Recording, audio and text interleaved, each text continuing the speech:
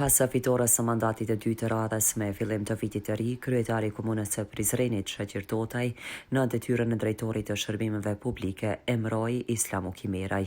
Islamu Kimeraj ishte drejtori i inspektoratëve në 4 vitet e kaluara, kurse në garën zgjedhore komunale ishte kandidati më i votuar, jo vetëm në Prizren, por në gjithë Kosovën.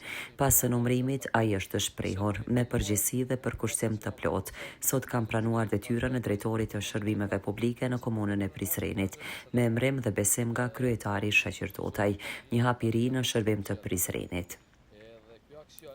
Derisa në detyrën e drejtorisë arsimit është emëruar Luljeta Veselaj Gutaj, ku për 4 vitet e kaluara ka treguar sukses evident në këtë drejtori, kurse në garën komunale të zgjedhjeve lokale Luljeta Veselaj ishte kandidatja më e votuar nga femrat në komunën e Prizrenit, kurse kryetari Totaj shkruan: "Sot nisëm ciklin e emërimeve për qeverisjen lokale, duke filluar me kabinetin tim, me të cilin do të vazhdoj punën edhe në këtë mandat, me të njëjtin përkushtim dhe përgjegjësi, po ashtu janë emëruar dhe 2 drejtar. Drejtori i shërbimeve publike është emëruar Islamu Kimeraj, ndërsa drejtoresha e arsimit dhe shkencës Luljeta Veselaj Gutaj. Në ditët në vijim do të vazhdoj me kompletimin e ekzekutivit përmes emërimit të tjerë.